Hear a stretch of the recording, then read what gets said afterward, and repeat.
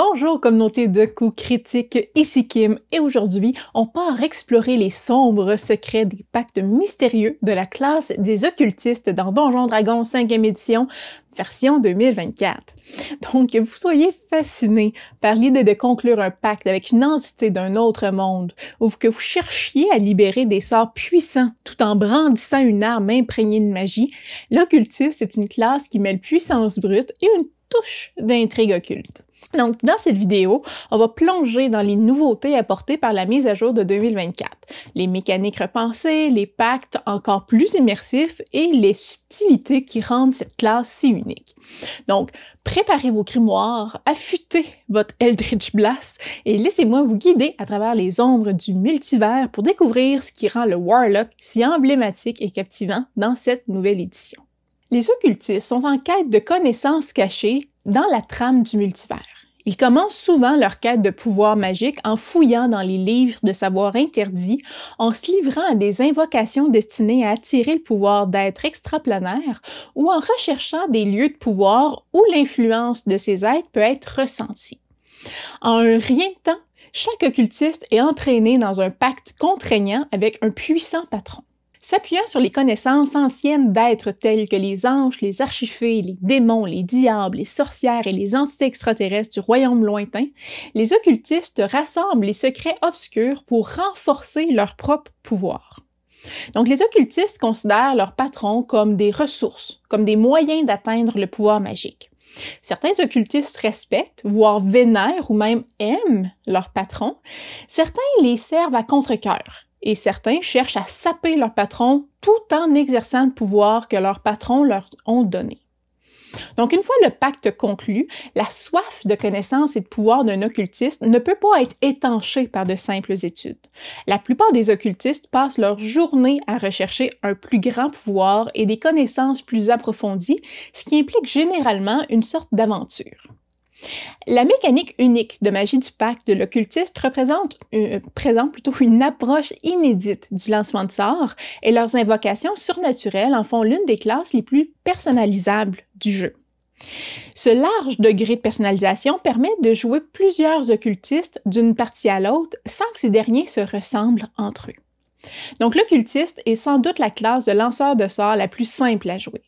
Vous disposez que d'une poignée d'emplacements de sorts à la fois et n'avez jamais à jongler avec plusieurs niveaux d'emplacement de sorts.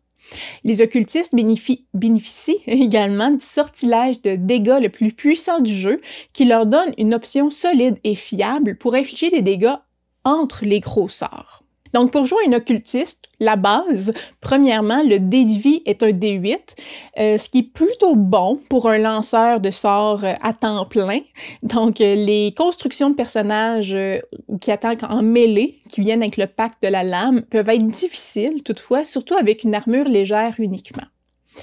Comme caractéristique principale, c'est le charisme, comme habileté principale, là, parce qu'elle vous sert pour lancer vos sorts.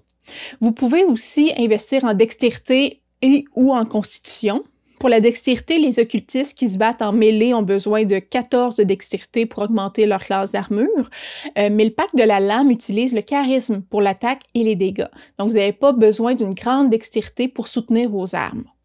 D'autres occultistes en ont toujours besoin quand même pour augmenter leur classe d'armure, mais 14 ou 16, c'est généralement là, amplement suffisant.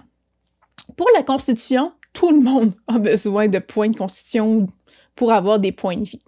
Donc, vous n'avez pas besoin de beaucoup de points de constitution parce que vous pouvez compter sur Fiendish-Vigor pour un certain boost là, de points de vie facile, mais vous ne voulez pas pour autant lésiner sur cette caractéristique-là. Dans la maîtrise de sauvegarde, les sauvegardes de sagesse et de charisme sont idéales pour résister à des choses comme le contrôle mental, la paralysie qui pourrait vous maîtriser, mais les occultistes auront de nombreux problèmes avec les effets qui affectent le corps en général.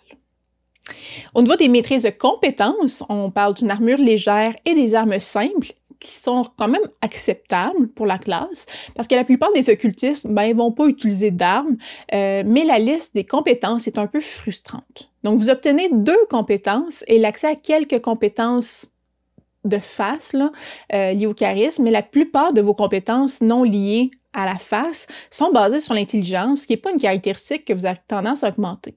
Donc, si vous voulez être le visage de votre groupe, vous devrez acquérir certaines compétences de face grâce à votre historique.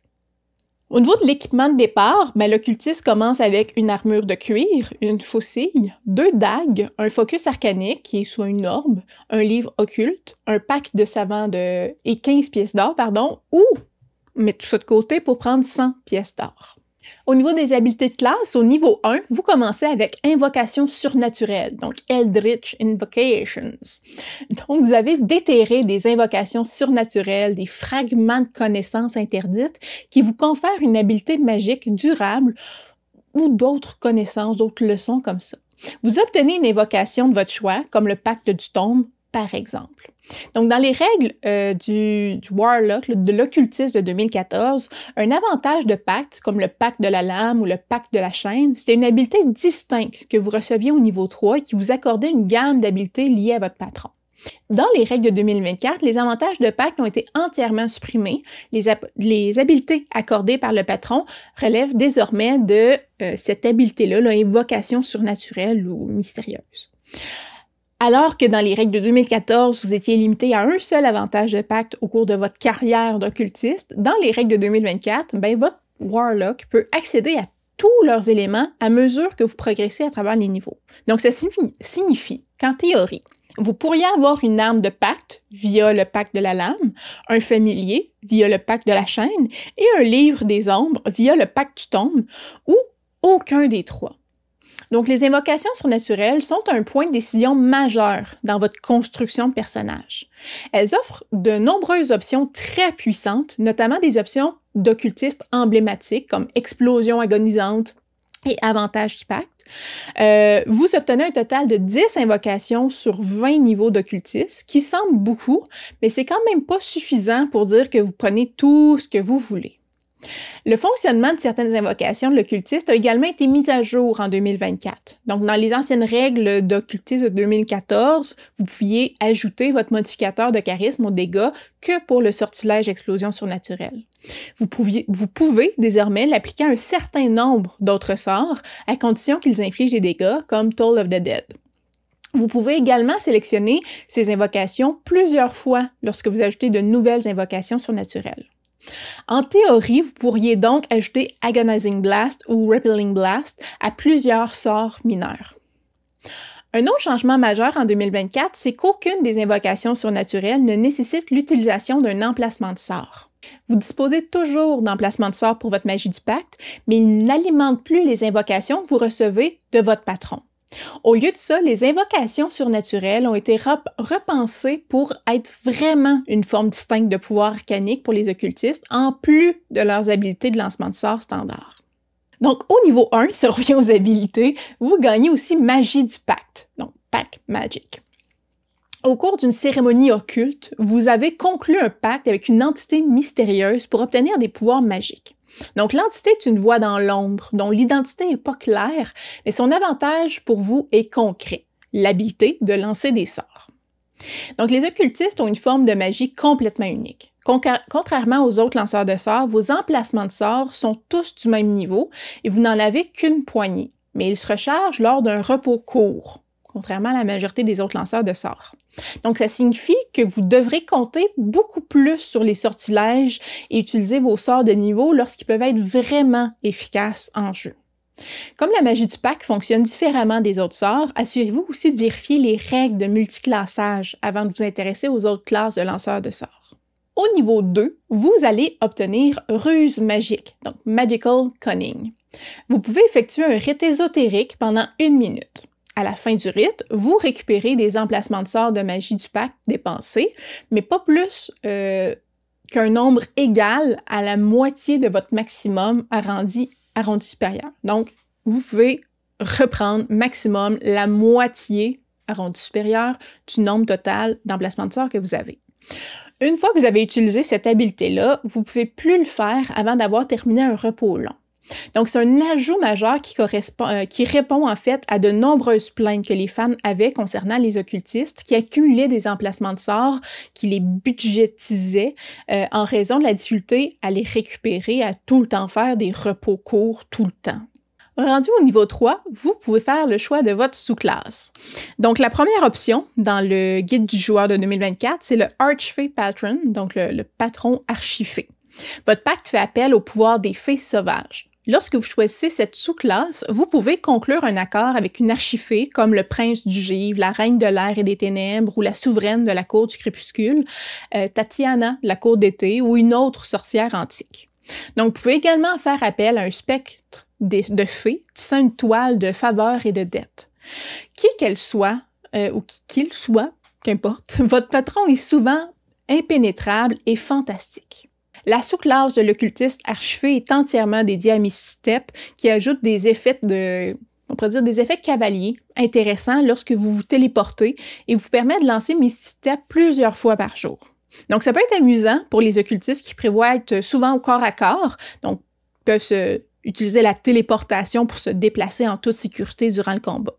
Cependant, les contraintes strictes en matière de ressources signifient que pendant une grande partie de la journée, vous serez presque totalement incapable d'utiliser votre sous-classe. La deuxième option, c'est le Celestial Patron, donc le patron céleste. Votre pacte fait appel au plan supérieur, les royaumes de la félicité éternelle. Donc, plan supérieur, on se rappelle, c'est les plans extérieurs qui ont un élément de bonté dans l'alignement. Vous pouvez conclure un accord avec un empyrée, un sphinx, une licorne ou une autre entité céleste, ou vous pouvez faire appel à de nombreux êtres de ce type alors que vous poursuivez des objectifs alignés avec les leurs. Donc, votre pacte vous permet de ressentir un soupçon de lumière sacrée qui illumine le multivers.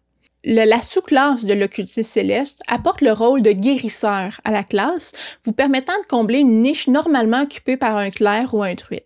Donc, bien que vous ne disposiez pas d'une ressource, d'une panoplie de soins aussi profonde qu'un lanceur de sorts normal, l'occultiste céleste peut néanmoins répondre à des besoins de soins essentiels tout en bénéficiant des autres habiletés de sa classe d'occultiste.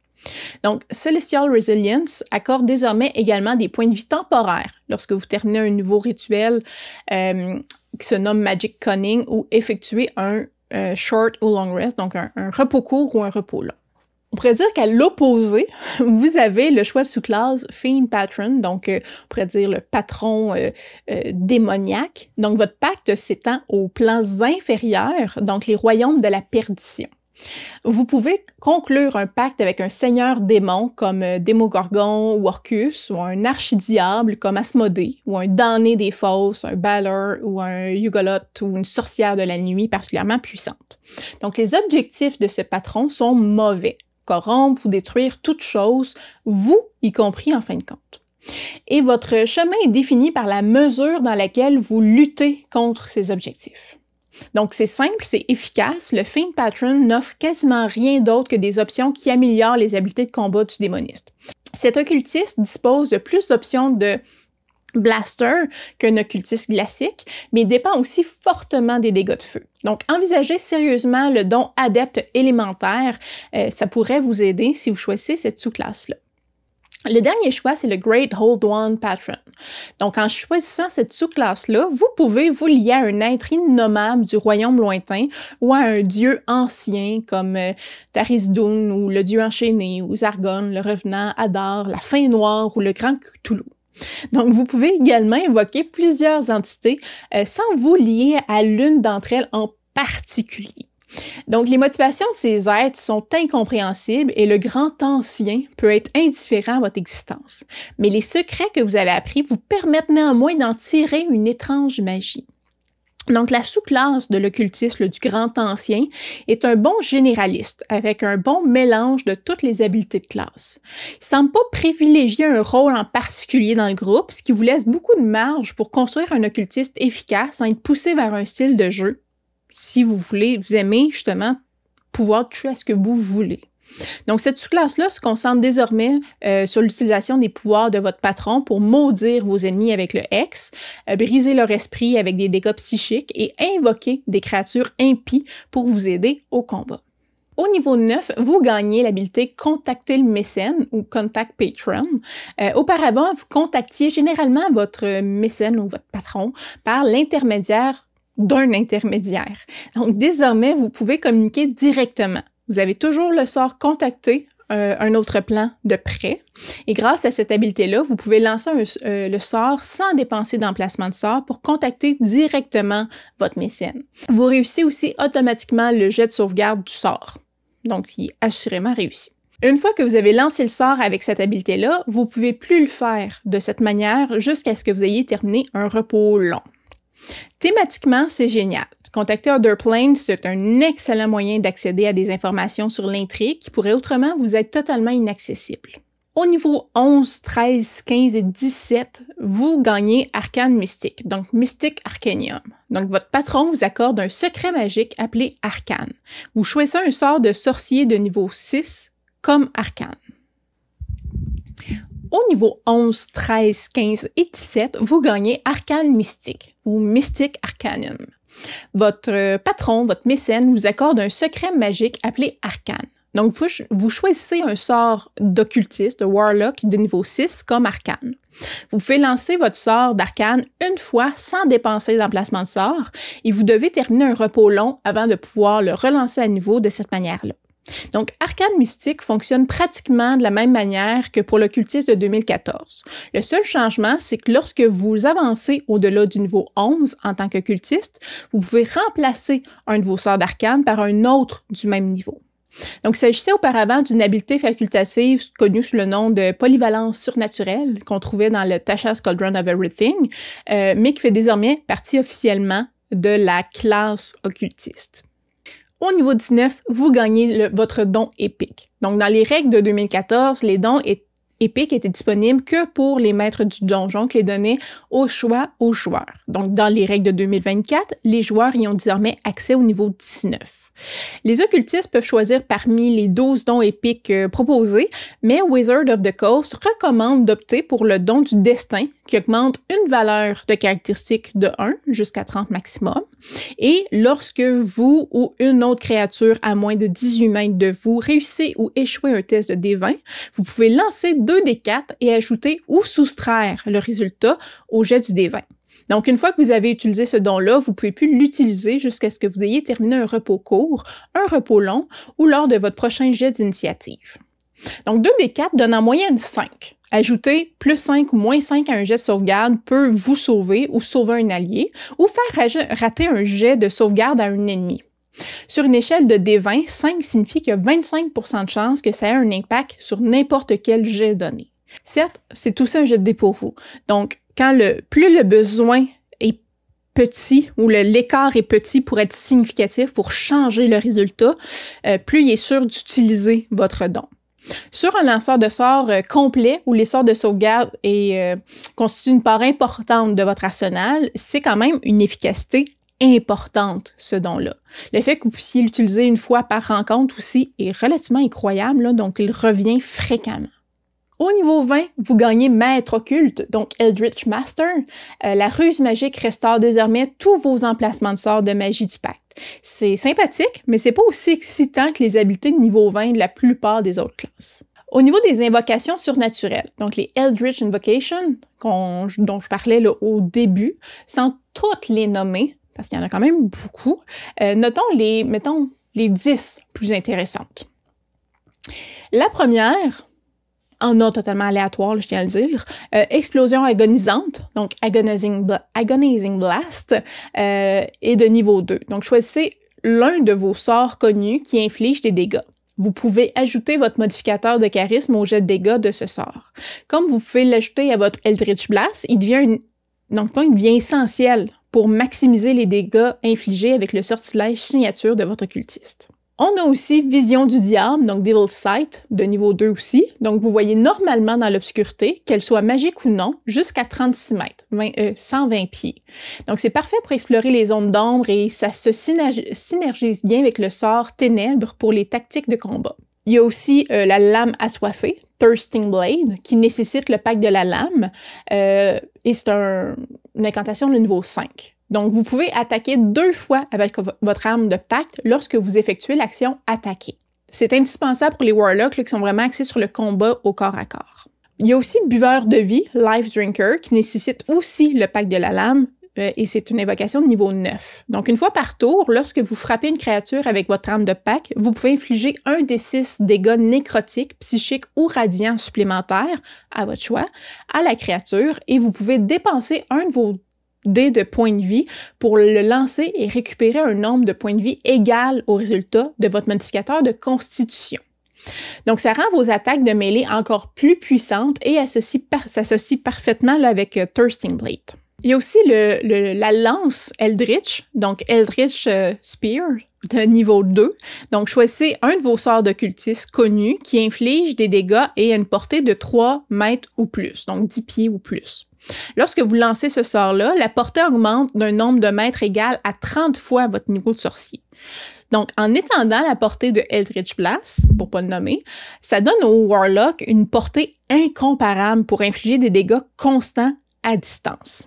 On a aussi intéressant Mask aux 1000 visages, donc Mask of Many Faces, qui est de niveau 2. Donc, ça permet de lancer déguisement à volonté sans utiliser d'emplacement de sort.